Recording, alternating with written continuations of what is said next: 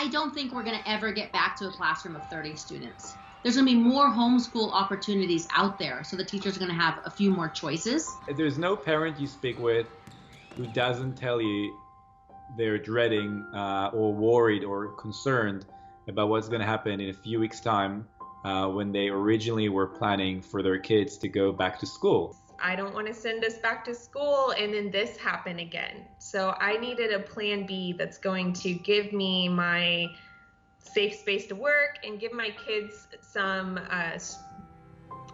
something that they can rely on.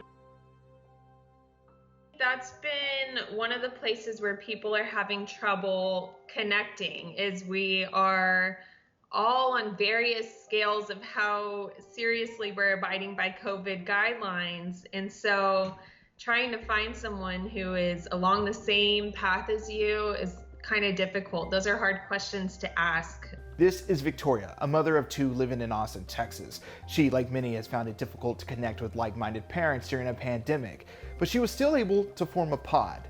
So what is a pod? A pod is typically 3 to 5 families who are kind of quarantining together.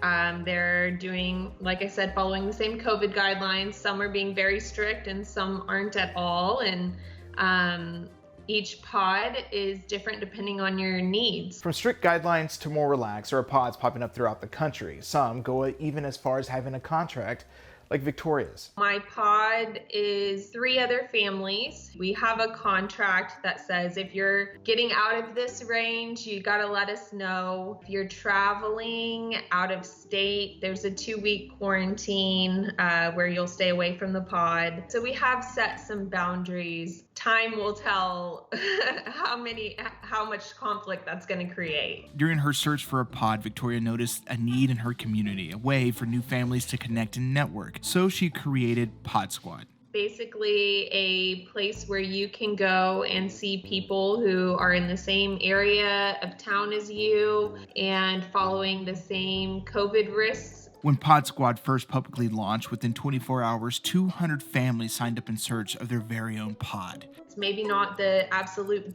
best scenario, but it might be our best COVID scenario. In Los Angeles, someone is doing something very similar. So my name is Oded Ran, and I'm one of the parents involved in setting up KidsPods. KidsPods is a free website that is now responsible for more than a dozen pods in and around LA. KidsPods is a free website and a directory to allow parents to come together and coordinate some solution for teaching and schooling for the eventuality that schools are going to be closed, either fully or half closed in the upcoming year. Like Victoria, Oded found it challenging and overwhelming to find those in a similar position. We started just to tell people, hey, we're just going to create this free tools for people to list their pods. Again, fully appreciate that different parents want different things. We want for our kids, what matters to us is that they get to maybe play and be outside and be outdoor and do things that if they're going to be, we don't necessarily in our case want them to spend too much time in front of the screen. So what was first built for social is now transitioned into educational. Well, how are you? With more than 20 years of teaching and tutoring experience, Esmeralda Archer has seen students of all sorts, students that are working ahead for college, but also those that are struggling in classrooms. So the benefits of the pod would be that parents can actually get stuff done while their kids are learning. A lot of the parents are very frustrated. They realized in the spring that it didn't work helping their kids with whatever was going on with school, whether it was Zoom or homework. The frustration, the expectation level is so different when you're looking at your own child versus someone else's.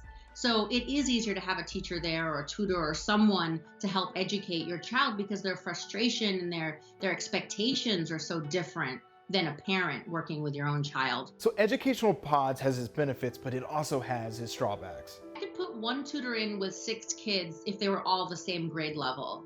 But if you have a mixed bunch of kids, different schools, different stuff going on, my ratio at my center is 1 to 3. So you can create a successful pod if there's 1 educator and 3 kids. It goes back to classroom size. Now some kids are going to fall through the cracks and not get that individualized help that they needed. In a recent New York Times article, some of these pods are going up to $2,500 per child. All the socioeconomically disadvantaged students are at home, stuck in their homes where all the people who have higher socioeconomic stature are meeting in gorgeous backyards. It just doesn't make sense. And one of those families that will be at home will be Carla Pazan. It's hard because like here we gotta be stuck in our four walls, like in the room. They can go anywhere to be more freely. You may remember Carla from a recent LX story over at Creed Academy. She's currently living in a homeless shelter in South LA with her boys. Or sometimes the internet go off, like it doesn't work, there's no signal, and it's frustrating for them. So on that part, I'm just saying that's kind of the hard part. As a single parent, she has no other option but to be home and do the best that she can to teach. With the little one, I have to be there. I have to make sure he's like on task with the Zoom time, with his classes, it's certain hours that he have to go on break and then go back and do his work. There's extra work on the computer. So, on the little one, I have to help him. Carla isn't sure if this will put her kids at a disadvantage or not, but what she did say is that the sooner that her kids can return to a classroom, the sooner she can work. Right now, I don't have like a Monday through Friday job. It's just like a Saturday once a week because, of that, I have to have the kids here. Also, I don't have no help like with other people to help me with my kids. If I would have the money to pay these teachers, because it's not free, I would do it. I would rather for my kids be home and not go to school on this time, that we have to be home because of the coronavirus, but they need school. It does need to be noted that a lot of these pods are offering sponsorship programs for low-income families. So we want to know what you're doing this semester. Connect with us at NBCLX. Hey everyone, Cody Broadway here. Thank you so much for taking the time to check out the NBCLX YouTube channel. Be sure to click here for more videos and also click here to subscribe to join the NBCLX community.